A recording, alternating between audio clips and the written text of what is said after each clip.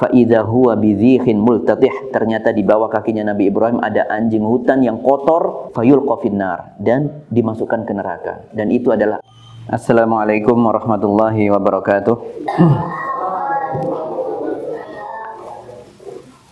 Alhamdulillahirabbil alamin, nahmaduhu wa nasta'inuhu wa nastaghfiruh wa na'udzu billahi min syururi anfusina wa sayyiati a'malina. Man yahdihillahu fala mudhillalah wa man yudlil fala hadiyalah. Wa asyhadu an la ilaha illallah wahdahu la syarikalah wa asyhadu anna Muhammadan abduhu wa rasuluh. Allahumma salli wa sallim wa barik ala Muhammad wa ala alihi wa ashabihi wa man ihtada bihudahu ila yaumil qiyamah. Alhamdulillah, senantiasa kita memuji Allah Subhanahu wa taala, sekaligus kita bersyukur kepadanya Subhanahu wa taala atas limpahan nikmat yang begitu banyak yang tidak mungkin kita bisa menghitungnya. Nikmat terbesarnya adalah nikmat Islam, nikmat hidayah, taufik, serta rahmatnya kepada kita semuanya, sehingga pada hari ini kita masih berada dalam keadaan Islam. Di dalam hati kita masih ada keimanan, dan ini adalah nikmat terbesar bagi hamba-hamba Allah Subhanahu wa ta'ala. Salawat dan salam untuk Nabi kita Muhammad sallallahu alaihi wasallam yang menyampaikan risalah ilahi, menyampaikan ajaran agama Islam yang Allah perintahkan, sehingga hari ini kita bisa meneladani beliau alaihi salatu wassalam. Hari ini kita bisa melakukan salat seperti yang dicontohkan oleh Nabi sallallahu alaihi wasallam. Kita bisa melakukan amalan-amalan yang telah diteladankan oleh beliau sallallahu alaihi wasallam. Beliau adalah teladan yang sempurna, teladan yang tidak akan pernah tergantikan oleh siapapun. Dan beliau adalah sosok manusia yang Allah pilih, yang memiliki akhlak yang mulia. Wa innaka la'ala khuluqin azim, kata Allah Subhanahu wa ta'ala dalam firman-Nya, dan sesungguhnya engkau wahai Muhammad adalah sosok yang memiliki akhlak yang mulia. Hadirin yang dimuliakan oleh Allah Subhanahu wa ta'ala, hari ini kita akan membahas tentang agungnya nilai hidayah dari Allah Subhanahu wa ta'ala.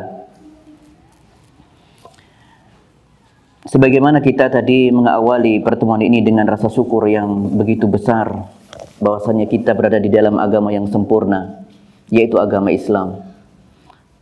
Allah berfirman, "Inna dina 'indallahi al-Islam." Sesungguhnya satu-satunya agama yang diridhai Allah, yang ada di sisi Allah, hanyalah agama Islam. Agama Islam menuntut pemeluknya untuk tunduk patuh secara ikhlas kepada Allah dan kepada Nabi-Nya sallallahu alaihi wasallam. Apa yang Allah perintahkan melalui lisan Nabi Muhammad sallallahu alaihi wasallam, maka kita ikuti, maka kita amalkan. Demikian juga kita berada di agama yang lurus, yang mana agama selain agama Islam tidak mendapatkan tempat di sisi Allah Subhanahu wa taala. Wa man yabtaghi ghairal islami dina falan yuqbala min wa huwa fil akhirati minal khasirin.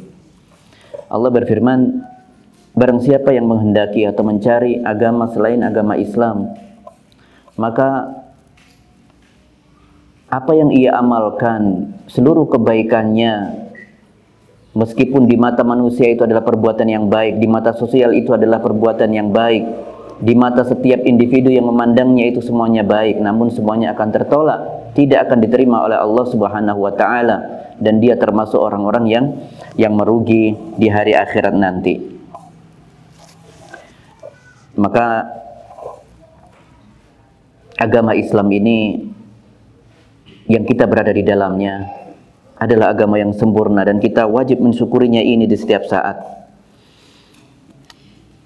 Demikian juga untuk memperkuat apa yang kita sampaikan tadi, bahwasanya tidak ada agama selain agama Islam yang diterima oleh Allah Subhanahu wa taala.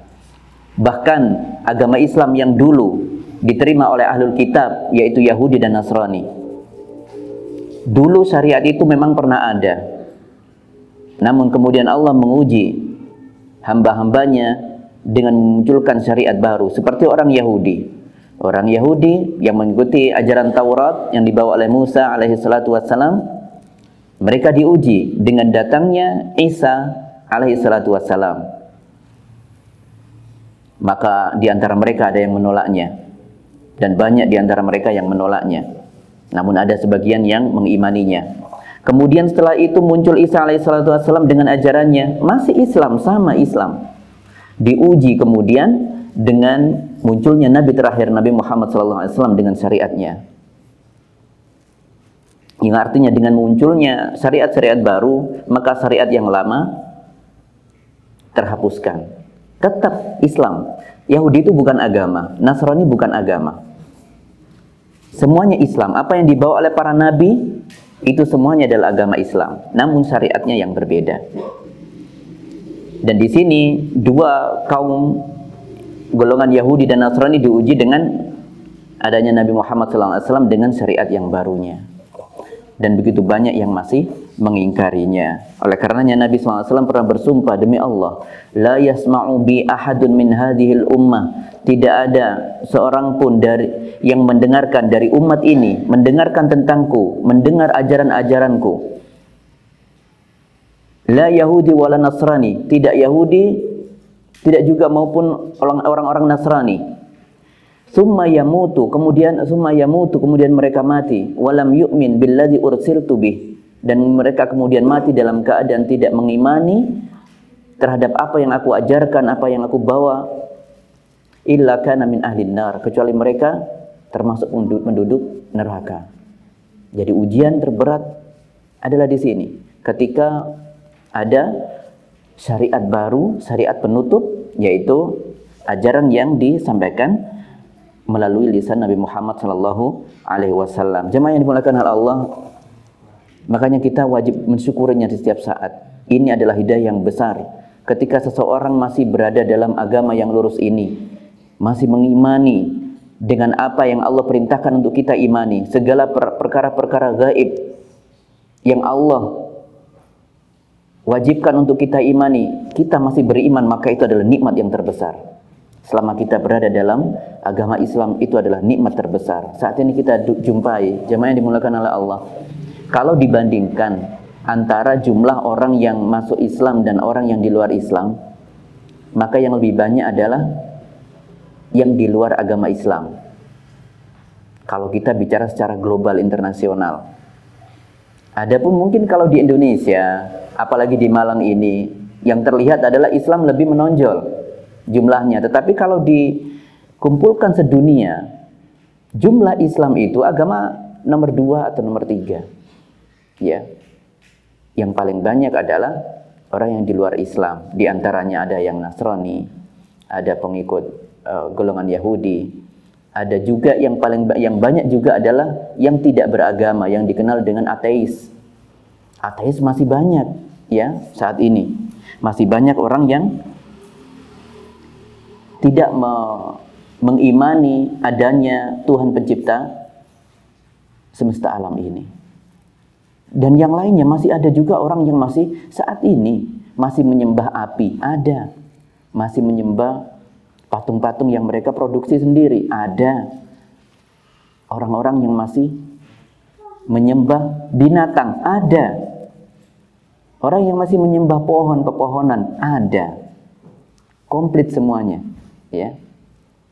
Dan jumlah mereka kalau dibandingkan dengan Islam, itu Islam tentu lebih sedikit. Ya, tentu lebih sedikit. Maka ini nikmat yang besar. Nikmat yang besar bagi kita semuanya, kita berada dalam agama Islam ini. Dan Allah memilih kita. Allah memilih kita. Sebagaimana firman Allah Subhanahu wa taala, "Man yahdillah fahuwal muhtad wa man yudlil faulaika humul khasirun." Barang siapa yang Allah kehendaki petunjuk kepadanya, maka ia pasti akan mendapatkan petunjuk. Dan barang siapa yang Allah sesatkan, maka mereka termasuk orang-orang yang tersesat. Mereka orang-orang yang mendapatkan kerugian. Dan di dalam khutbah yang diajarkan oleh Nabi kita Muhammad SAW, sebagaimana diriwayatkan oleh Ibnu Mas'ud.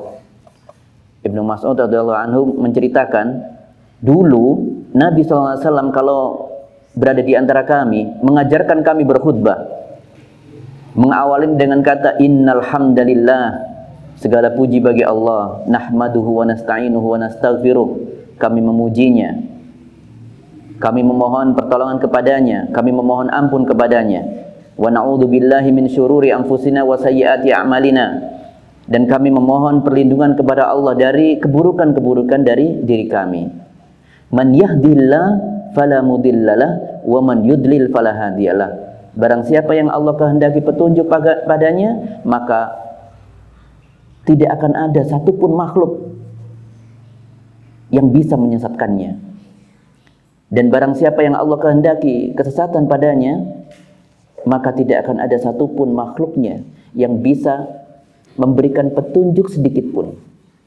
Maka ini menunjukkan bahwasanya hidayah itu adalah hak prerogatif Allah, hak satu-satunya Allah.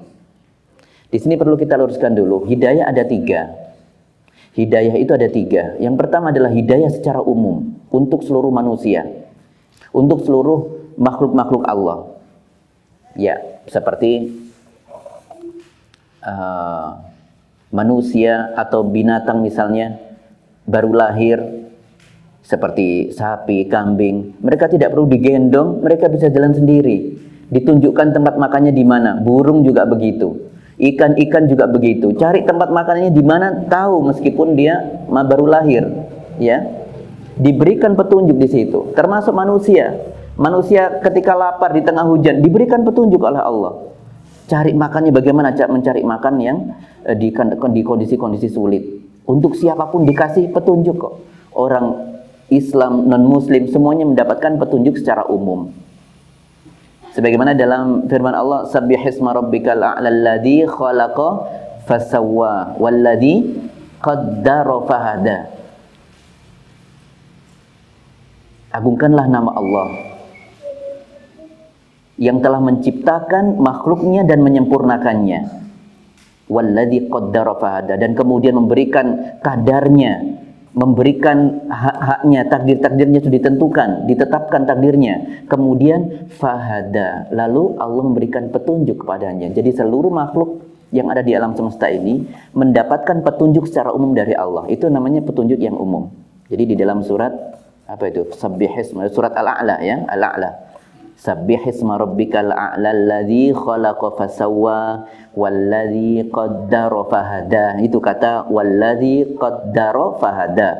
Setelah menciptakan dan menyempurnakannya, kemudian menentukan takdirnya, rezeki-rezekinya sudah ditetapkan semuanya, terakhir fahada, dan memberikannya petunjuk. Ya, petunjuk secara umum. Yang kemudian berikutnya, petunjuk yang kedua adalah hidayatul irsyad. Jadi petunjuk berupa bimbingan. Itulah yang dilakukan oleh Nabi kita Muhammad SAW di antaranya. Oleh karenanya Allah berfirman, "Wa innaka latahdi ila siratin mustaqim." Sesungguhnya engkau Muhammad, aku pilih sebagai hamba yang memberikan petunjuk kepada jalan yang lurus. Ini maksudnya hidayatul irsyad namanya, hidayah bimbingan. Hidayah seperti memberikan arahan-arahan, seperti navigasi. Arah ke pasar Pakis mana ya? Oh, ke sana. Ini harus belok kanan dulu, kemudian nanti belok kiri. Kalau ada ini nanti masuk gang ini dulu, kemudian baru tembus nanti sampai ke mana, ke tujuannya, ke pasar Pakis misalnya. Itu navigasi. Nabi SAW juga seperti ini, menunjukkan jalan yang benar seperti ini, cara beribadah kepada Allah seperti ini, cara sholatnya seperti ini, diawali dengan niat takbiratul ihram, kemudian diakhiri dengan salam. Di dalamnya ada zikir-zikir tertentu, kemudian ada perubahan-perubahan gerakan tertentu. Itu sudah diarahkan semuanya oleh Nabi SAW. Kemudian untuk haji, khudhu anni manasikakum, contohlah aku bagaimana cara berhaji kalian ini. Khudhu anni, ambillah dariku cara berhaji. Khudhu anni manasikakum. Haji umroh caranya sudah diberikan oleh Nabi SAW. Sudah jelas, tidak ada hal-hal yang tidak disampaikan oleh Nabi SAW. Inilah namanya hidayatul irsyad. Termasuk manusia memberikan, mengajak orang kepada orang lain ke dalam kebaikan, itu adalah hidayatul irsyad. Ya, hidayatul irsyad. Seperti ayo kita mengajak saudara kita, teman kita, tetangga kita, sudah waktunya sholat maghrib ini, sudah azan, ayo kita ke masjid yuk. Itu adalah kita memberikan hidayatul irsyad namanya. Ya, namanya membimbing. Dan ini pahalanya begitu besar ketika seseorang bisa berhasil mengajak seseorang melakukan kebaikan, pahalanya sangat besar. Dulu pernah terjadi waktu perang Khaybar. Saat itu Nabi SAW mencari dan mengabari, ini bendera ini akan aku serahkan kepada orang yang dia mencintai Allah dan Allah mencintai dia. Semua orang bingung saat itu. Panik semuanya malam itu, berharap dirinya yang mendapatkan bendera itu untuk memimpin perang, ya, saat itu.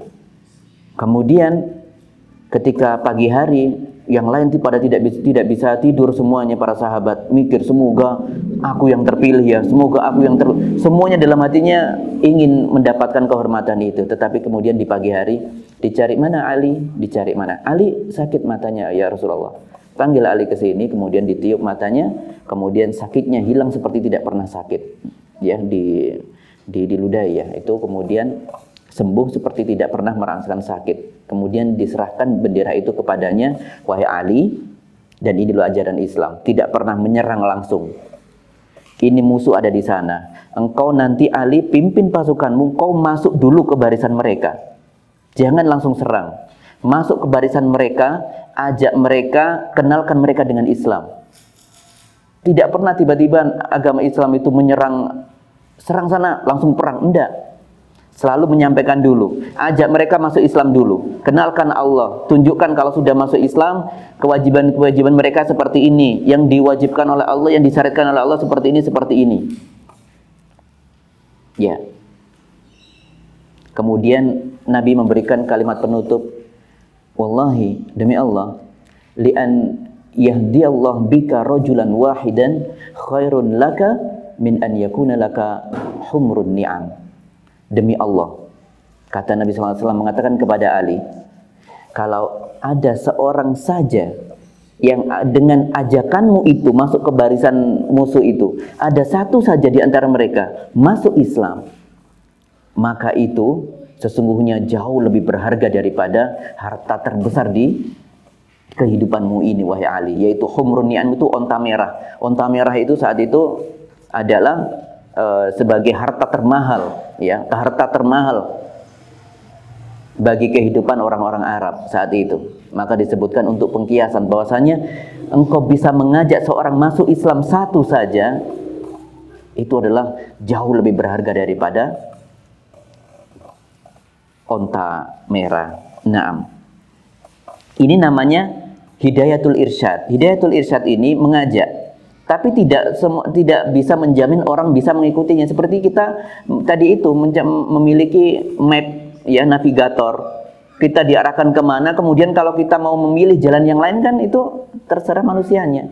Nah, hidayah yang dinanti-nantikan adalah hidayatul taufik. Ini jenis ketiga hidayahnya. hidayatut taufik. Oleh karenanya kita bisa mengharapkan semoga kita diberikan hidayah taufik dari Allah Subhanahu wa taala. Inilah bedanya antara hidayah taufik dan hidayatul irsyad.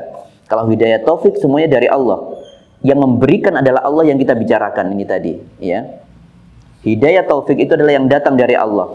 Yang memberikan kita saat ini keimanan, yang memberikan kita saat ini keyakinan sehingga kita menjalankan apa yang Allah perintahkan, sehingga Allah memberikan bimbingannya, ya, sehingga kita bisa menjalankan sholat 5 waktu dengan tertib, dengan teratur, ya, dengan berjamaah di masjid. Maka itu adalah taufik dari Allah Subhanahu wa taala. Inilah namanya hidayah taufik. Jadi hidayah ada 3. Hidayah secara umum berarti ini mencakup seluruh makhluk-makhluk Allah, tidak terkecuali. Islam, non-Islam sama dapat semuanya. Binatang semuanya dapat. Kemudian yang kedua adalah hidayatul irsyad, yaitu mengajak. Ya, mengajak saja, membimbing. Ini loh jalannya, ini jalannya. Adapun yang bisa membuat orang itu mengikutinya, meyakininya dengan benar, maka itu adalah hidayatul at-taufik. Nah, jadi hidayah ini adalah hak prerogatif Allah Subhanahu wa ta'ala. Dan barang siapa yang Allah kehendaki, oleh karenanya Allah menghendaki orang-orang yang mendapatkan petunjuk, maka Allah akan mudahkan untuk melakukan kebaikan. Adapun orang yang dijauhkan dari petunjuk, ya, maka dia berada dalam kesesatan. Allah berfirman, "Faman yuridillah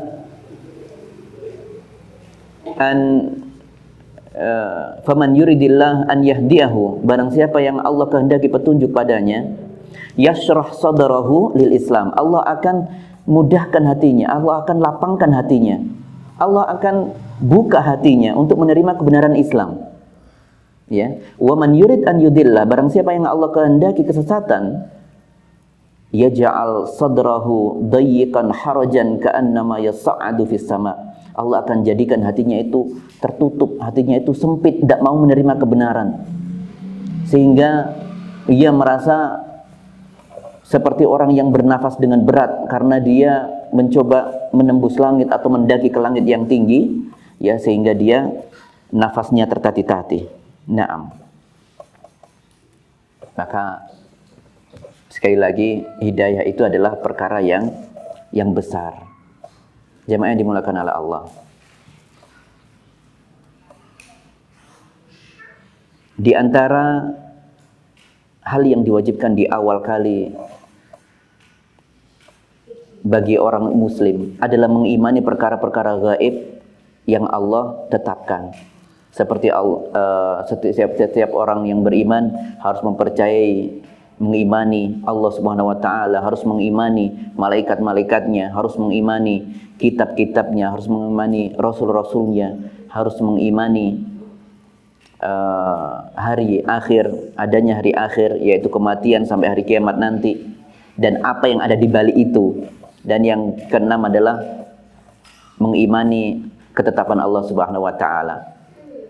Hidayah ini juga perkara gaib. Perkara yang tidak tahu di antara kita, apakah saya termasuk orang yang mendapatkan hidayah atau tidak.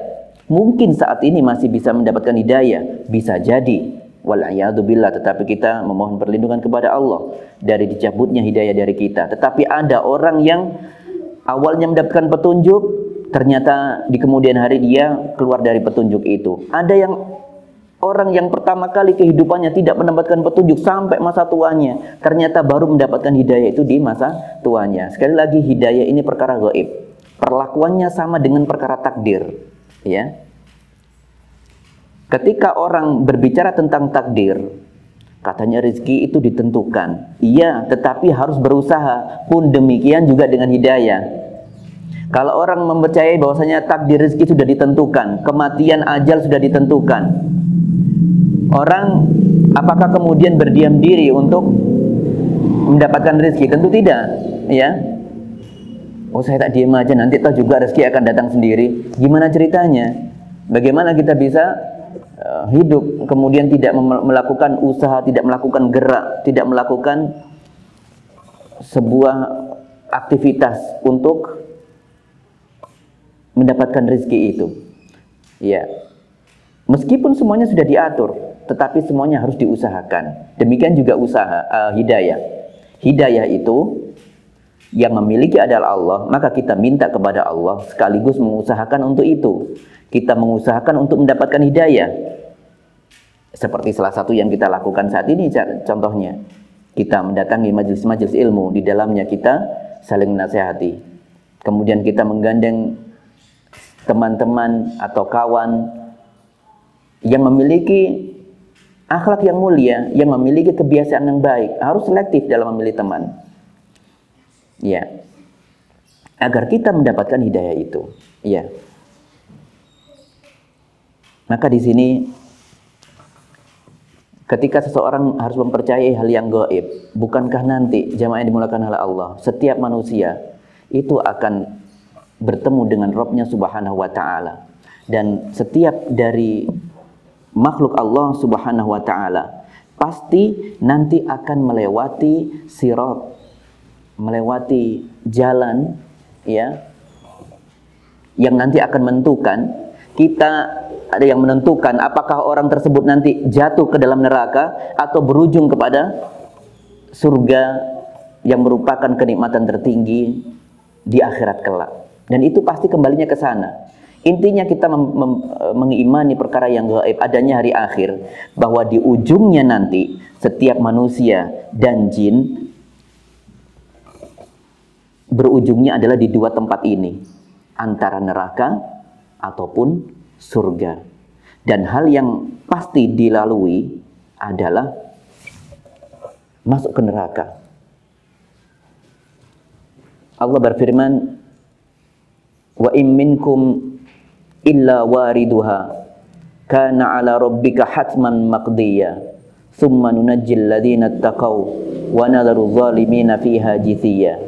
Setiap dari kalian nanti akan memasukinya, illa wariduha, pasti akan memasukinya, masuk ke neraka. Pasti. Setiap hamba Allah akan memasukinya. Kana ala rabbika hatman maqdiyah, dan itu adalah ketetapan Allah. Tsumma nunajjil ladzina taqaw, kemudian kami selamatkan dari neraka itu orang-orang yang bertakwa. Wa nadharu zalimina fiha jithiya, dan kami biarkan orang-orang yang zalim, orang-orang yang kafir, kami biarkan di dalam neraka. Tetapi yang jelas, sebelum masuk ke neraka itu ada prosesi, yaitu melalui sirat. Ada yang berjalan dengan sangat kencang seperti secepat kilat. Ada yang kecepatannya seperti angin, selamat langsung ke surga. Ada juga yang kecepatannya seperti tunggangan yang paling kencang seperti kuda. Ada juga yang seperti tunggangan selain kuda. Ada juga yang hanya berjalan. Ada juga yang melewati jembatan itu dalam keadaan selamat, tidak terluka sama sekali. Ada juga yang bisa melewatinya tetapi sudah tercabik-cabik badannya, terkena pengait-pengait di situ, ya.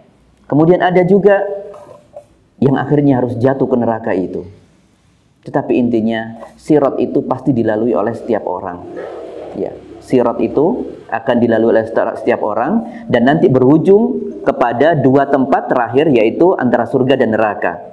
Adapun orang yang memasuki surga, maka mereka nanti akan bersyukur. Orang-orang yang memasuki surganya Allah Subhanahu wa taala, mereka akan bersyukur, ya, kepada Allah Subhanahu wa taala. Ya. Seraya mengatakan, alhamdulillahilladzi hadana lihada wa ma kunna linahtadiya laula an hadanallah. Itu ucapan syukur orang-orang yang masuk surga. Ya. Segala puji bagi Allah. Alhamdulillah. Alladzi hadana lihada. Yang dulu waktu di kehidupan dunia memberikan petunjuk kepada kami, memberikan hidayahnya, taufiknya kepada kami semuanya. Ini mahalnya hidayah. Dia bisa masuk surga karena tidak lepas dari hidayah dari Allah Subhanahu wa ta'ala. Alladzi hadana li hada, yang memberikan kami petunjuk sehingga kami sampai ke surga ini, katanya, kata mereka. Dan itu semua penghuni surga mengatakan itu, bersyukurnya. Alhamdulillahilladzi hadana li hada. Ya. Wa ma kunna linahtadiya laula an hadanallah. Kalau kami seandainya dulu tidak mendapatkan petunjuk dari Allah, tidak mendapatkan taufiknya dari Allah, tidak mungkin kami bisa sampai ke surga ini. Jadi itu adalah ucapan orang-orang ahli surga. Di penghujung kehidupan akhirat, mereka bersyukur kepada Allah dengan ucapan ini. Yang bisa mengantarkan surga adalah hidayah dari Allah Subhanahu wa ta'ala.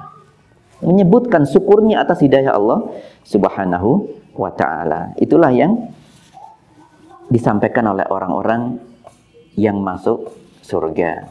Jemaah yang dimuliakan oleh Allah, mengingat tentang mahalnya hidayah ini, kemudian hidayah itu juga datangnya dari Allah Subhanahu wa ta'ala. Ya. Namun kemudian bagaimana kita bisa mendapatkan hidayah itu? Apa yang bisa menyebabkan seorang mendapat hidayah itu? Jemaah yang dimuliakan oleh Allah, tidaklah kecerdasan itu menjamin seseorang bisa mendapatkan hidayah. Tidaklah keturunan itu juga menyebabkan seseorang mendapatkan hidayah. Tidaklah kehidupan seseorang di masa-masa terbaik Islam itu kemudian mereka juga mendapatkan hidayah sebagaimana orang-orang yang tinggal di komunitas Islam misalnya, di komunitas yang baik, kemudian apakah lantas mereka pasti mendapatkan hidayah? Tidak ya ikhwah, tidak. Kalau seandainya orang cerdas mendapatkan hidayah, mana orang yang lebih cerdas di bumi ini? Orang Eropa, orang Amerika, orang Jepang, mereka jauh lebih pantas untuk mendapatkan hidayah. Kecerdasan mereka harus diakui keunggulannya.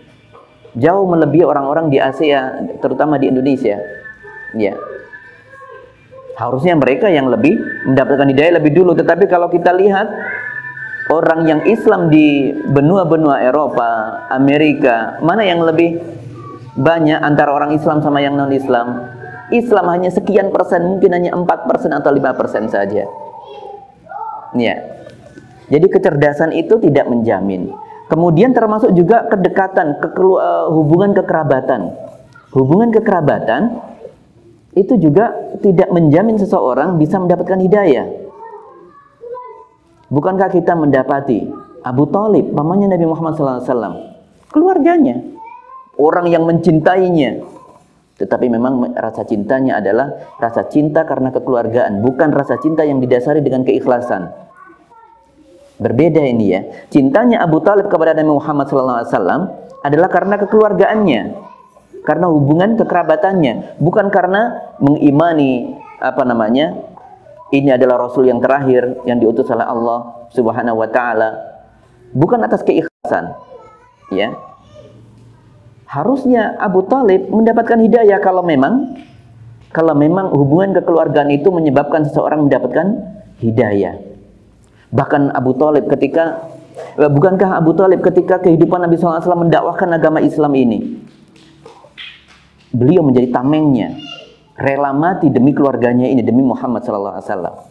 Kalau ada orang Quraisy menyerangnya, yang maju di garda depan adalah Abu Thalib. Namun ketika di penghujung kehidupannya, apa yang terjadi? Di penghujung kehidupannya, beliau sakit. Kemudian ada di sekitar teman-temannya dari orang kafir Quraisy, yaitu Abdullah bin Abi Umayyah dan Abu Jahal. Ya, pembesarnya Quraisy ini ya. Duanya ini. Kemudian Nabi SAW pun datang ke situ, menyampaikan, yang mengajak langsung Nabi SAW. Hubungan kekerabatan ada, yang mendakwai adalah Rasulullah kita. Langsung mendakwahinya, wahai pamanku, ya ammi, qul la ilaha illallah, uhajju laka biha indallah. Katakan wahai pamanku, katakan la ilaha illallah. Ya. Yang dengannya aku bisa membantu engkau berhujjah di hadapan Allah Subhanahu wa taala. Apakah kemudian Abu Thalib mengikuti? Tidak.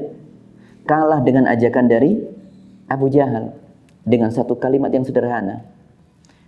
wahai Abu Talib, atarghabu an millati abikum, atau an millati Abdul Muttalib, apakah kau benci dengan ajaran nenek moyangmu wahai Abu Talib, katanya. Hanya dengan kata itu dia kemudian mati dalam keadaan kufur. Jadi keluarga tidak menjamin. Keluarga tidak menjamin. Sama dengan para nabi. Para nabi yang lainnya juga mengalami hal yang sama. Ya. Rasul yang pertama, Nabi Nuh alaihi salatu wassalam. Kurang apa? Istrinya diabadikan di Al-Quran. Yang membangkang ajarannya Nabi Nuh alaihi salatu wassalam, istrinya dan anaknya. Nabi Nuh alaihi salatu wassalam, sebagaimana disebutkan dalam Al-Quran, walaqad arsalna Nuhan ila qaumihi falabitha fihim alfa sanatin illa khamsina aman. Sungguh kami telah mengutus Nabi Nuh kepada kaumnya itu 950 tahun. Berdakwanya 950 tahun. Keluarganya didakwai juga 950 tahun. Tetapi hasilnya apa? Hasilnya yang memusuhi adalah keluarganya dan juga kaumnya. Yang masuk Islam hanya 8, yang mau masuk mengikuti agama ajaran Islam yang dibawa Nabi Nuh adalah hanya 80 orang. Keluarganya, istrinya dan anaknya membangkang. Bahkan anaknya, sebagaimana diabadikan dalam Al-Quran, anaknya ketika sudah ada air banjir yang meninggi sampai gunung pun tertutupi. Kemudian Nabi Nuh sudah ada di kapal saat itu, mengajak kepada putranya, irkam ma'ana, naiklah bersama kami, wala takun minal kafirin, jangan kau bersama orang-orang kafir. Padahal sudah didakwai 850 tahun, 950 tahun.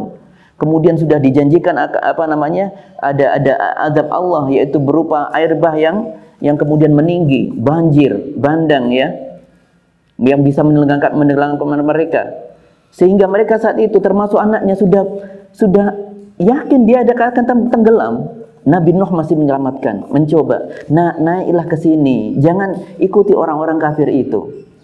Tapi kalau hidayah belum masuk kepadanya, bahkan di kondisi yang genting seperti ini, sudah terbukti azab Allah seperti ini, kalau Allah belum membuka hatinya, seperti anaknya Nuh tadi itu, sudah ditawari naik kapal biar selamat, biar menjauh dari orang kafir, tetap dia memilih tenggelam. Akhirnya tenggelam. Ya. Apa kata dia ketika diajak tadi itu? Qala sa'awi ila jabalin ya'simuni minal ma'i. Katanya, wahai ayahku, aku nanti akan naik ke gunung sana nanti yang lebih tinggi, ya, yang aku bisa selamat dari air bah yang semakin tinggi ini. Tidak putus asa. Nabi Nuh tetap mengatakan, beliau berkata, la asimal yawma min amrillah illa man rahim. Wahai anakku, tidak akan ada lagi yang bisa menolongmu, ya, kecuali bagi Allah, kecuali bagi orang-orang yang Allah rahmati. Ya. Jadi dalam kondisi genting pun kalau hidayah belum masuk, maka tidak masuk juga hidayah itu. Bahkan kemudian setelah matinya anaknya, Nabi Nuh masih bermunajat kepada Allah, ingin menyelamatkan anaknya. Kurang apa coba? Nabi Nuh sudah diajak 950 tahun, tidak mau masuk Islam, sudah dalam keadaan genting, ingin tetap diajak tetapi tidak ditolak, tetap ditolak. Kemudian sudah meninggal, Nabi ingin meminta sesuatu kepada Allah, memohon, ya Allah, inna bani min ahli, sesungguhnya dia adalah termasuk keluargaku, wa inna wa'dakal haq wa anta ahkamul hakimin. Sesungguhnya dia ini adalah anakku, keluargaku, dan sesungguhnya janjimu adalah benar dan engkau adalah zat yang maha bijaksana. Maka kemudian Allah mengatakan, qala ya Nuhu innahu laisa min ahlik. Allah menegur Nabi Nuh, wahai Nuh, sesungguhnya dia itu bukan anakmu. Innahu amalun ghairu salih, karena dia telah melakukan perbuatan yang kotor, perbuatan dosa. Ya. Fala tas'alni ma laisa laka bihi ilm. Janganlah engkau meminta sesuatu kepadaku atas apa yang kau tidak memiliki pengetahuan di dalamnya. Sama dengan Nabi Ibrahim, kurang apa lagi Ibrahim mendakwahi ayahnya. Nabi Lut juga demikian, istrinya diabadikan juga di dalam Al-Qur'an. Wa daraballahu mathalan lil ladzina kafaru imra'atan Nuh wa imra'atan Lut. Allah memberikan contoh orang-orang yang kafir, ya. Yaitu seperti istrinya Nuh dan istrinya Lut.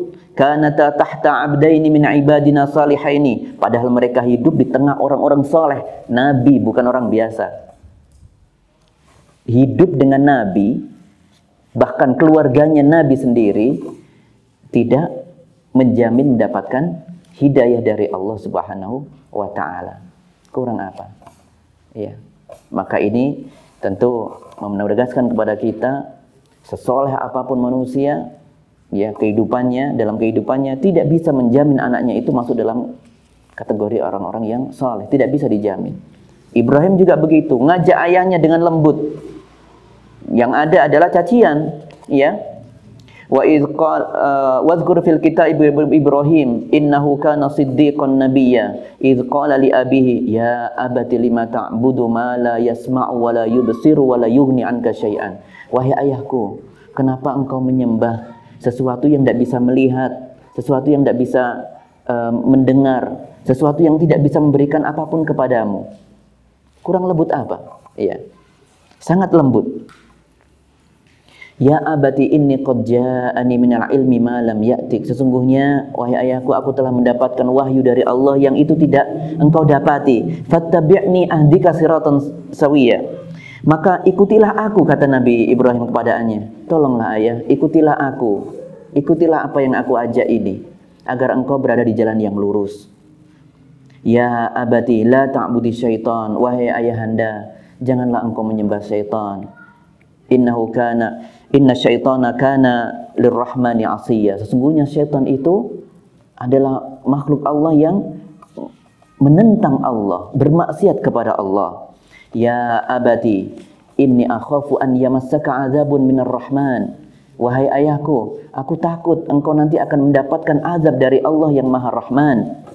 Fatakuna lisyaitani waliya. Dan engkau menjadi temannya para syaitan di neraka nanti. Apa jawab ayahnya? Qala araghibun anta an alihati ya Ibrahim. Wahai Ibrahim, kau benci terhadap Tuhan yang aku sembah ini? Iya. La illam tantahi la arjumannak wahjurni maliya. Hentikan dakwahmu itu wahai Ibrahim. Jadi Ibrahim sering mendakwahi ayahnya. Berulang-ulang berarti mendakwahi ayahnya itu, mengajaknya kepada jalan yang benar dengan sopan, dengan santun. Tetapi apa kata ayahnya? La illam tantahi la arjumannak. Hentikan dakwahmu, kalau tidak berhenti aku rajam kau. Dilempari batu maksudnya sampai mati. La arjumannak. Ya. Kalau tidak berhenti aku rajam kau. Wahjurni maliya. Tinggalkan aku tidak butuh anak seperti engkau. Orang tuanya memberikan itu. Ya, subhanallah. Itu adalah ajakan Nabi Ibrahim yang sangat santun kepada ayahnya untuk masuk Islam, untuk mengimani Allah semata, tetapi yang ada adalah cercaan dari Allah, dari ayahnya. Nah, tidak cukup sampai di sini. Nah, Nabi Ibrahim juga meminta ampunan untuk ayahnya. Beliau berdoa, waghfir li abi innahu kana minadh-dhalin. Ya Allah, ampunilah ayahku karena dia sesungguhnya termasuk orang-orang yang sesat. Wala tukhzini yauma yub'atsun. Dan janganlah kau hinakan aku di hari kiamat nanti. Itu doanya Nabi Ibrahim. Yauma la yanfa'u malun wala banun illa man atallaha biqalbin salim. Jadi ayat itu tadi adalah doanya Nabi Ibrahim kepada Allah Subhanahu wa taala. Ya Allah, ampunilah dosa ayahku ini. Ampunilah dosa-dosa dari ayahku ini yang beliau memang dalam keadaan sesat. Padahal meninggalnya dalam keadaan kufur. Tetap Allah diminta, atau Nabi Ibrahim meminta kepada Allah agar mengampuninya. Wala tukhzini yauma yub'atsun. Dan jangan kau hinakan aku. Meskipun ini tidak boleh dilakukan. Setelah itu ada teguran dari Allah Subhanahu wa taala sebagaimana Nabi sallallahu alaihi wasallam juga ketika memintakan ampunan untuk Abu Talib, ya, pamannya, ya, Allah memberikan teguran kepada Nabi sallallahu alaihi wasallam. Karena memang Nabi Muhammad juga begitu. Ketika Abu Talib meninggal dalam kekufuran, la astaghfirannak, aku akan memohonkan ampun kepada Allah untukmu, malam unha anka, selama aku tidak dilarang oleh Allah. Jadi itu pernah dilakukan oleh Nabi sallallahu alaihi wasallam, dan kemudian Allah menegurnya, tidak berhak, tidak boleh, tidak pantas bagi Nabi, tidak pantas bagi orang yang beriman mendoakan orang-orang yang musyrik, ya, orang-orang yang kafir, ya, walaupun mereka adalah kerabatnya. Ini juga terjadi pada Nabi Ibrahim. Ternyata Nabi Ibrahim dulu memintakan ampunan juga, ya. Ternyata ditegur oleh Allah. Dan tidak cukup sampai di sini, jemaah yang dimuliakan oleh Allah. Nabi Ibrahim alaihissalatu wassalam nanti di hari kiamat dipertemukan dengan ayahnya.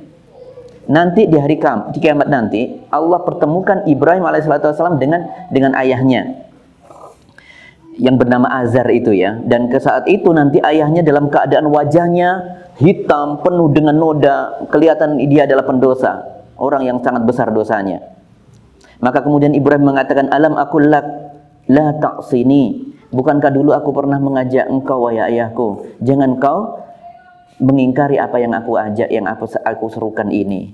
Maka di hari akhir nanti, di hari kiamat nanti, ayahnya baru menjawab, fal yauma la u'sika, hari ini aku tidak akan mengingkarimu. Maka Ibrahim kemudian berdoa kepada Allah, ya Allah, karena tadi ayahnya sudah mengatakan, di akhirat nanti ayahnya mengatakan bahwasanya ia tidak akan tidak patuh lagi kepada Nabi Ibrahim. Maka kemudian saat itu tentu menjadi hal yang membahagiakan bagi Nabi Ibrahim dan berseru kepada Allah, ya Rabb, innaka wa'adtani, wahai Allah, sesungguhnya engkau pernah menjanjikan kepadaku, alla tukhzini yauma yub'atsun, engkau tidak akan menghinakan aku di hari kiamat ini, fa ayyu khizyin aghza min abil ab'ad, perkara apa yang tidak lebih rendah daripada seorang anak dijauhkan dari ayahnya. Aku di surga sedangkan ayahku di neraka. Ini adalah kehinaan yang sangat hina buatku. Maka Allah berkata, inni haramtul jannah alal kafirin, aku tetap mengharamkan surga bagi orang-orang kafir. Summa yuqal, kemudian Allah berkata kepada Ibrahim nanti itu, ya Ibrahim, wahai Ibrahim, ma tahta rijlaika, lihatlah apa yang ada di bawah kakimu itu. Maka kemudian ia melihat Ibrahim di situ, fa idza huwa bidhikhin multatih, ternyata di bawah kakinya Nabi Ibrahim ada anjing hutan yang kotor, ya.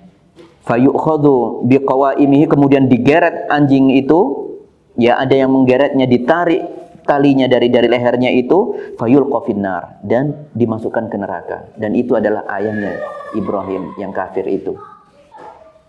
Jadi subhanallah, urusan hidayah hanya ada di dunia, ya.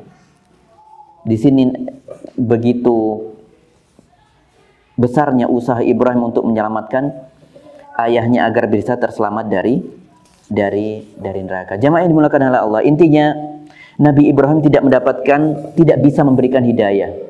Bapaknya sendiri tidak bisa diberikan hidayah. Nabi Nuh, istri dan anaknya. Nabi Lut, istrinya tidak mendapatkan hidayah. Ya. Ini para nabi, para orang-orang saleh. Jadi tadi kita katakan keturunan tidak menjamin memberikan hidayah atau bisa menjadikan anaknya atau keluarganya mendapatkan hidayah. Nah, maka hidayah ini adalah hal yang mahal. Andaikan hidayah itu bisa dibeli, ya, maka semuanya pasti akan berlomba-lomba untuk membelinya, hidayah itu. Nah, dan hidayah itu tidak ada bandingannya. Bahkan kalau dibandingkan dengan dunia dan seisinya, hidayah itu jauh lebih mahal. Agung nilai hidayah itu. Nabi SAW pernah mengatakan, "Lau kanatid dunya ya'dilu junaha ba'udatin, ya, masakallahu kafiran bisyurbati ma'in, syurbata ma'in." Kalau seandainya dunia itu nilainya sama dengan sayapnya nyamuk atau sayapnya lalat dalam riwayat yang lain, maka Allah pasti tidak akan memberikan hamba-hambanya yang kufur, hamba-hambanya yang mengingkari Allah, hamba-hambanya yang menentang Allah, itu dengan satu teguk air pun tidak akan dikasih. Itu kalau dunia itu memiliki nilai yang sama dengan seekor sayap dari seekor lalat atau seekor nyamuk. Yang artinya di sini adalah dunia itu tidak berarti apa-apa di sisi Allah Subhanahu wa taala. Bukan nilainya sama loh ya, bukan nilainya sama dengan sayapnya lalat atau nyamuk, tidak sama. Bahkan dengan hal yang benda sekotor lalat itu dengan sayapnya pun loh, dunia seisinya itu tidak ada bandingannya. Artinya tidak sebanding. Ya, jadi dunia itu tidak ada artinya apa-apa di sisi Allah. Itu yang dimaksudkan di sini. Kalau seandainya ada harganya meskipun seharga sayapnya nyamuk, ya, maka Allah tidak mungkin akan memberikan air kepada orang-orang yang mengingkari ajaran Allah. Orang-orang yang bermaksiat tidak mungkin dikasih rezeki. Orang-orang yang kufur, yang munafik tidak mungkin dikasih rezeki oleh Allah. Tapi buktinya apa? Semua orang-orang yang non-muslim malah mereka banyak yang berjaya. Kehidupan dunianya banyak yang dicukupi oleh Allah, bahkan diberikan kelebihan-kelebihan, kesehatannya, keluarganya diberikan kenikmatan. Itu yang terjadi, ya. Jadi dunia itu tidak ada bandingannya ya dengan hidayah. Artinya hidayah itu adalah hal yang sangat mahal. Hal yang sangat mahal sekali adalah hidayah. Oleh karenanya, kalau kita menganggap ini adalah hidayah adalah hal yang mahal buat kita, sebagaimana kita menganggap hak milik kita, hak berharga milik kita. Misalnya kita memiliki kendaraan, misalnya kita menyukainya karena itu benda mahal, maka apa yang kita lakukan? Kita menjaganya, kita merawatnya. Kita punya rumah, kita punya pakaian yang memiliki harga di sisi kita, kita hargai, maka kita jaga biar tidak rusak bagaimana, biar tetap bagus bagaimana. Pun demikian dengan hidayah. Hidayah juga demikian. Hidayah itu mahal, maka harus dijaga. Hidayah itu harus dijaga. Ya. Menjaganya tentu dengan berbagai usaha menjaga hidayah itu. Tidak bisa kemudian seseorang sudah mendapatkan hidayah Islam, oh ya wis sudahlah, toh juga nanti saya sudah Islam pasti masuk surga. Apa betul nanti matinya dalam keadaan Islam? Ya. Karena seluruh hal itu bergantung kepada akhirnya. Itulah apa yang dipesankan oleh Nabi kita sallallahu alaihi wasallam, ya. Seluruh hal itu bergantung kepada akhirnya. Apa yang bisa menjamin diri kita saat ini Islam, saat ini bisa menjalankan ibadah sholat 5 waktu di masjid, yang saat ini alhamdulillah dengan izin Allah bisa menjaga sholat rawatib kita, sholat tahiyatul masjid kita bisa kita jaga. Apakah itu bisa langgeng terus? Apakah kemudian orang yang hafal Quran itu bisa terselamatkan, pasti menjamin dirinya selamat dari siksaan Allah? Kemudian pasti mati dalam keadaan husnul khatimah? Tidak ya ikhwah. Ibnu Abbas Anas bin Malik pernah menceritakan, dulu ada seorang yang Nasrani. Kana rijalun Nasraniyan, ada seorang Nasrani. Kemudian fa'aslama, dia masuk Islam. Ini zaman Nabi sallallahu alaihi wasallam. Masuk Islam. Fahuwa fayaqra'u Al-Baqarah wa Ali Imran. Dia hafal surat Al-Baqarah dan surat Ali Imran. Panjang itu ya. Al-Baqarah berapa juz sudah? Ali Imran berapa juz sudah kalau digabungkan? Panjang. Ini ada orang hafal Ali Imran, Al-Baqarah dan Ali Imran. Wa huwa yaktubu lin Nabi sallallahu alaihi wasallam, dan dia adalah orang yang membantu Nabi mencatat wahyu. Ada wahyu turun, Nabi membacakan, dia menulisnya. Fa'ada ilan Nasrani. Kemudian ia pun murtad, keluar dari Islam, masuk ke agama yang lamanya, agama Nasrani, bahkan sesumbar di hadapan kaumnya orang Nasrani saat itu.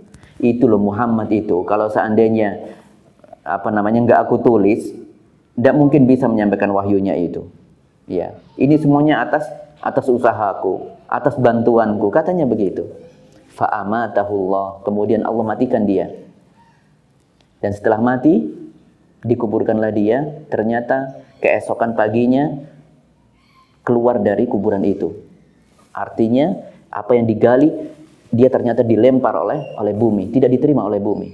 Anas bin Malik, diriwayatkan oleh Bukhari, diabadikan dalam hadis Al-Bukhari, menceritakan tentang kisah ini sebagai ibrah bagi kita semuanya. Orang ini murtad dari Islam, ya, dengan kesombongannya, padahal kurang apa? Sudah hafal surat Al-Baqarah, sudah hafal surat Ali Imran. Ada wahyu, dia langsung menulisnya. Penulis wahyu yang suci, kalamullah, ternyata tidak menjamin dia untuk berada dalam Islam seterusnya hingga dia mati. Kemudian pagi harinya, setelah dikubur, pagi harinya dikeluarkan oleh bumi. Kemudian orang-orang Nasrani mengatakan saat itu, wa yaquluna, mereka mengatakan, hadza min fi'li Muhammad, ini pasti ulahnya Muhammad dan teman-temannya ini. Ya, tidak terima dengan keluarnya dia dari Islam, dari agamanya. Kemudian dikuburlah oleh golongan mereka, oleh orang-orang Nasrani dikuburkan. Ternyata besok harinya keluar lagi. Padahal penggalian kedua itu jauh lebih dalam dari yang sebelumnya. Akhirnya kemudian mereka juga mengatakan, wa yaquluna, dengan perkataan yang sama, ini pasti ulahnya Muhammad dan kawan-kawannya ini. Ketiga kali dimasukkan ke bumi atau dikuburkan di kedalaman yang sampai mentok mereka itu kecapean, yang sudah maksimal, dalamnya itu semaksimal mungkin, ya, sedalam-dalamnya, kemudian dikuburkan. Ternyata besoknya didapati keluar lagi, dimuntahkan oleh bumi. Bumi tidak menerimanya. Barulah kemudian mereka menyadari. Di akhirnya mereka mengatakan, ini bukan perbuatan Nabi Muhammad, ini perbuatan Allah Subhanahu wa ta'ala. Ya. Akhirnya mereka pun tidak memasukkan ke kuburan. Ya sudah, dibiarkan begitu saja. Namun ada yang menyebutkan dia pun akhirnya dikubur lagi, tetapi sudah tidak ini dengan tanah, diuruk dengan tanah, tetapi dengan batu-batuan yang besar ditumpuk sehingga menetap di dalam tanah. Tapi bahasan kita adalah ini ada orang yang sudah hafal Quran, penulis wahyu, kurang apa mulianya, matinya dalam keadaan murtad. Bagaimana dengan kita? Tidak ada yang mampu menjaga kita semuanya kecuali kalau kita memintanya kepada Allah. Maka adalah hal yang bisa menyebabkan kita tetap berada dalam hidayahnya adalah, yang pertama adalah kita memohon kepada Allah. Itu adalah hal yang harus dilakukan pertama, meminta dulu kepada Allah, yaitu dengan berdoa. Karena Allah, sebagaimana sabda Nabi SAW mengatakan, Allah memang yang memerintahkan kita meminta hidayah. Nabi SAW mengatakan, ya ibadi, Allah berfirman di situ dalam hadits qudsi, ya ibadi, kullukum dhalun, semua kalian itu sesat.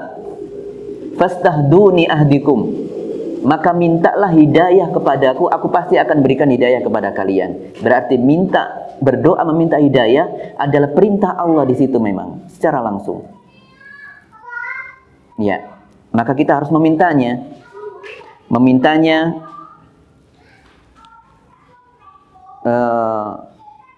kepada Allah Subhanahu wa ta'ala. Dan bukankah kita sudah memintanya di setiap sholat kita? Kita sholat minimal dalam sehari, kalau wajib saja itu 17 rakaat.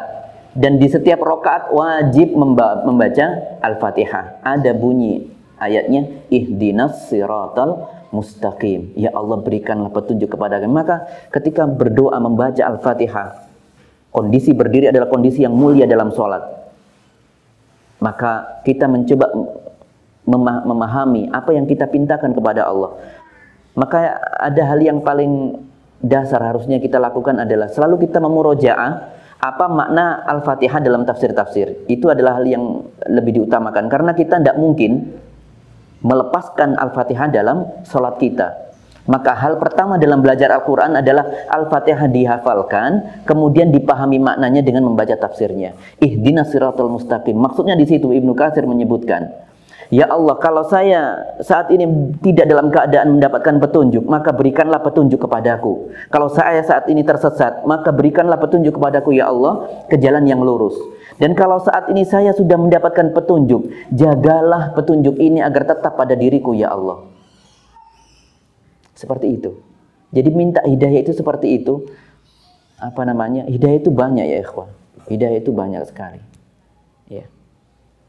Kalau kita memintanya, dan hidayah itu dalam hati kita, sebagaimana hati kita itu selalu berbolak-balik, maka hidayah juga demikian, bisa berbolak-balik. Terkadang kita berada di jalan yang lurus, terkadang kita tidak berada di jalan yang lurus. Maka kita meminta kepada Allah, ihdinas siratal mustaqim. Berapa kalau 17 rakaat kita, 17 rakaat ya dalam sehari ya. Subuh 2, zuhur 4, kemudian 4, ini sudah 10, kemudian maghrib 3, isya 4, berarti 17 ya. Minimal sehari kita mengatakan ihdinas siratal mustaqim. Kita hayati itu. Ini yang terkadang sekali, karena kita Al-Fatihah ini hafalnya mulai SD, bahkan mulai TK sudah hafal. Terkadang antara lisan dengan pikiran ini tidak sinkron. Kita tadi masih mikir pisang goreng di atas meja tadi belum tuntas, sambil baca Al-Fatihah bisa itu ya. Ihdinas siratal mustaqim. Masih padahal mikirnya itu, oh iya durung tak tutup tadi gedang gorengnya. Tapi masih bisa melafalkan Al-Fatihah dengan sempurna tanpa menghayati maknanya. Subhanallah, kita saling mengingatkan di sini. Kita sering mengalami, kita semuanya sering mengalami itu, ya. Entah dengan urusan dunia, dengan pekerjaannya, tentang perkara-perkara sepele, ya. Padahal ke masjid pas nggak hujan itu loh, ihdinas siratal mustaqim, mikir loh ya nggak payung. Terjadi seperti itu sambil ngomong ihdinas siratal mustaqim, subhanallah. Jadi maka kita mencoba menghadirkan hati dalam setiap permohonan kita kepada Allah ketika membaca ini ihdinas siratal. Kemudian dengan doa-doa lainnya, Allahumma inni as'alukal huda wat tuqa wal afaf wal ghina, itu permintaan pertama tadi. Allahumma inni as'alukal huda, ya Allah, aku meminta kepada Engkau petunjuk. Kalau tidak bisa bahasa Arab, tidak bisa doanya, masih baru belajar Islam, maka di luar sholat boleh berdoa dengan bahasa yang semampunya, sangat mudah ya. Ya Allah, kula nyuwun petunjuk, misalnya seperti itu dengan bahasa Jawa, boleh, tidak apa-apa. Karena hidayah itu harus diminta. Kemudian cara yang kedua adalah setelah berdoa, maka tidak harus kemudian tidak diam saja, ya. Husnudzon saja, oh ya saya doa ya sudah nanti pasti dapat hidayah, saya dijaga oleh Allah, tidak bisa. Hasan Al-Basri pernah berkata, innal mu'min ahsanal dzan billahi azza wa jalla wa ahsanal amal. Orang beriman itu selalu husnudzon kepada Allah, berbaik sangka kepada Allah. Oleh karenanya ia memperbagus amalannya. Jadi tidak diam. Ia terus memperbagus amalannya, menjaga kualitas amalannya, menambah amal-amal yang belum pernah dilakukannya untuk menjadi yang terbaik. Wa annal fajir asa'al dzan billahi azza wa jalla wa asa'al amal. Adapun orang ahli maksiat, mereka itu semuanya suudzon kepada Allah, berburuk sangka kepada Allah. Oleh karenanya mereka hiasi kehidupannya itu dengan perbuatan-perbuatan yang buruk, melanggar batasan-batasan Allah. Itulah yang dilakukan oleh orang-orang yang pendosa itu. Mereka semuanya suudzon kepada Allah. Berarti orang yang melakukan dosa saat itu dia suudzon kepada Allah. Ya. Maka orang yang punya tekad untuk mendapatkan hidayah sudah berdoa, harus mengusahakannya, berusaha untuk mencarinya, memasuki pintu-pintu hidayah. Banyak pintu-pintu hidayah tadi kita sebutkan di awal, ya, yaitu dengan mencari komunitas yang baik, orang-orang yang baik, orang-orang yang memiliki kebiasaan buruk tidak usah diikuti. Ada kegiatan-kegiatan yang bisa menambahkan keimanan, diikuti. Kita pernah melihat kisah Salman Al-Farisi. Al-Farisi itu dari kata Faris, Persia. Berarti Salman itu adalah orang Persia. Dia orang miskin di zaman Nabi. Tapi ketahuilah, beliau orang yang kaya sekali di negaranya. Orang tuanya kaya sekali, tetapi demi mencari petunjuk, mencari hidayah dari Allah Subhanahu, mencari kebenaran, apa yang dilakukannya? Ia meninggalkan kehidupan dunianya, meninggalkan harta kekayaannya yang dari orang tuanya itu, meninggalkan itu semuanya, kemudian menuju tempat-tempat yang bisa mengantarkan ke hidayah. Pertama adalah menemui para pendeta, para rohib ditemuinya, berguru ke sana ke sini mencari kebenaran. Kemudian dari Persia menuju ke Syam, dari Syam menuju ke Turki, Turki ke Irak, hingga akhirnya sampai di kota Madinah.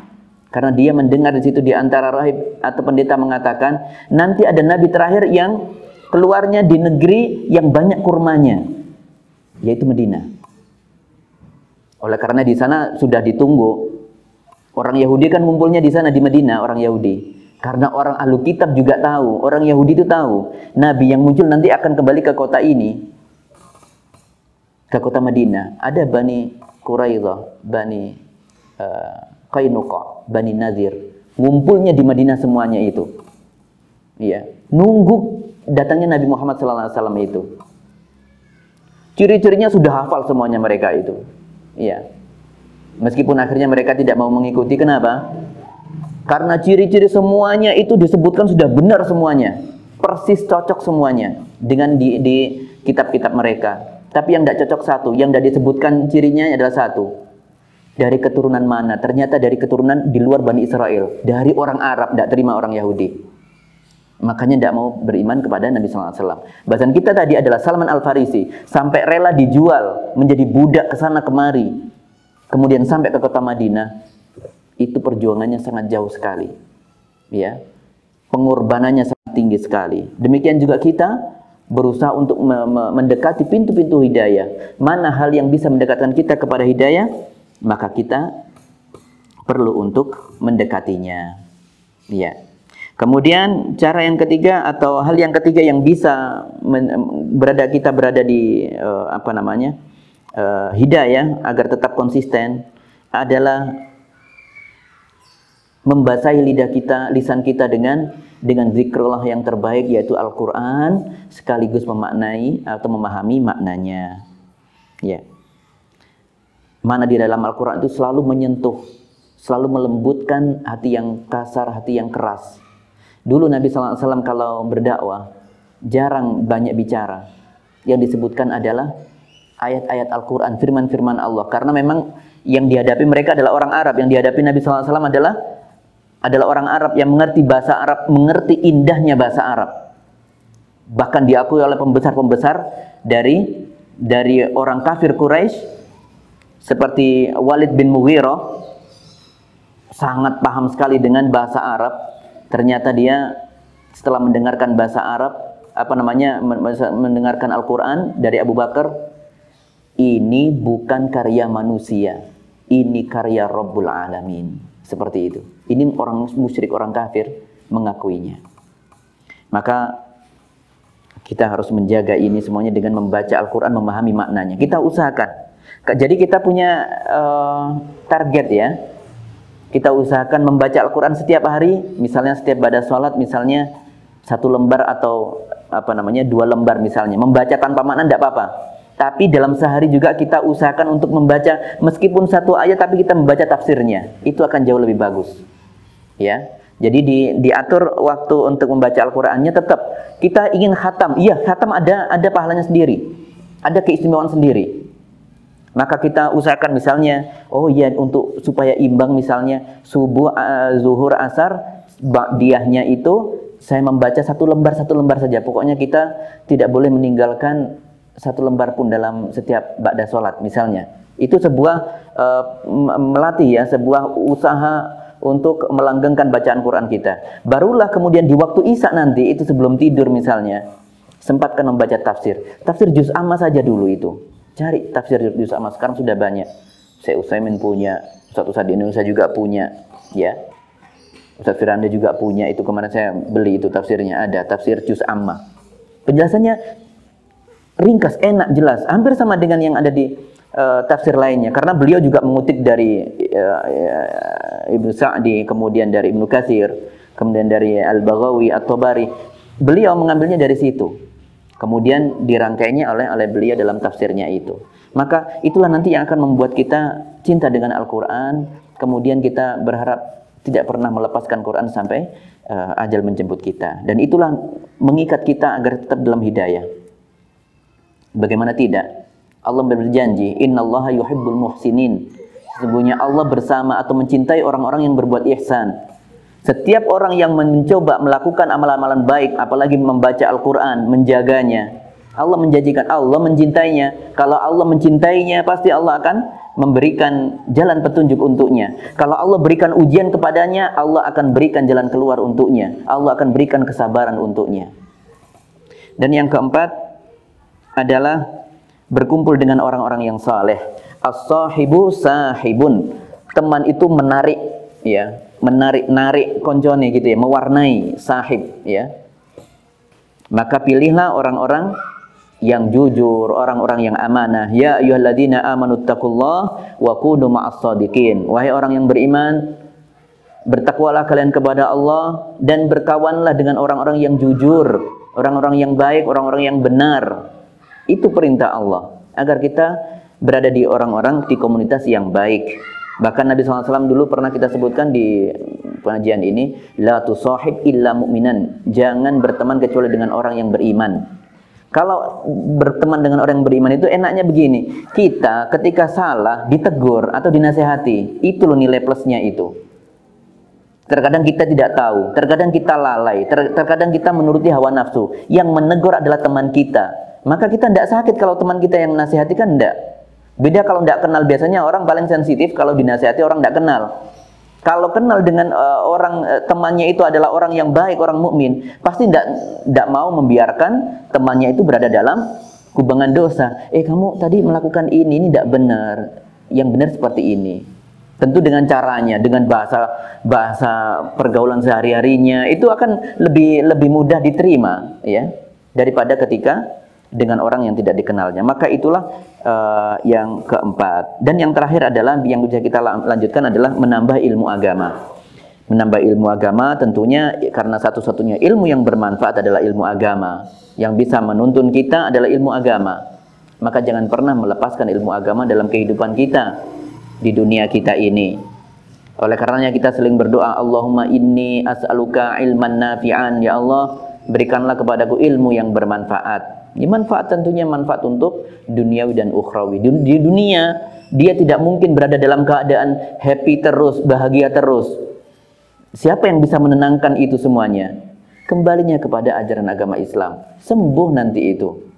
Karena di dalam kehidupan itu pasti ada silih berganti keadaan. Terkadang bahagia, terkadang sedih, terkadang berkecukupan, terkadang tidak, terkadang bisa mungkin lama diberikan kecukupan, bisa makan enak tiap hari. Suatu hari dicabut nikmat itu. Kalau tidak mengenal agama, tidak punya ilmu yang bermanfaat, oleng itu dan kemudian bisa melakukan tindakan-tindakan yang keluar dari jalan agama kita. Nah, hadza wallahu a'lam bissawab. Mungkin ini dulu yang bisa kita sampaikan. Tentu ada perkara banyak ya yang belum kita sampaikan, termasuk adalah tentang apa yang bisa menghalangi orang bisa mendapatkan hidayah. Tentu ada pembahasan sendiri sebenarnya, hari ini tidak cukup waktunya. Tetapi paling tidak kita hari ini mengenal apa itu hidayah, betapa besarnya hidayah itu, dan nikmat terbesarnya adalah orang masuk surga. Itu bukti hidayah sudah menetap padanya. Oleh karenanya orang-orang yang berada di surga bersyukur kepada Allah dengan mengatakan alhamdulillah alladzi hadana li hada wa ma kunna linahtadiya laula an hadanallah. Ya, dan kemudian kita hari ini juga membahas tentang hal-hal yang bisa membuat seseorang tetap berada dalam jalan hidayah. Nah, hadza wallahu a'lam bishawab. Kita tutup pertemuan ini dengan kafaratul majlis. Subhanakallahumma bihamdika asyhadu an la ilaha illa anta astaghfiruka wa atubu ilaik. Assalamualaikum warahmatullahi wabarakatuh. Donasi dakwah Malang Mengaji. Ayo, ambil bagian untuk dakwah melalui rekening berikut ini bersama umat berbagi manfaat.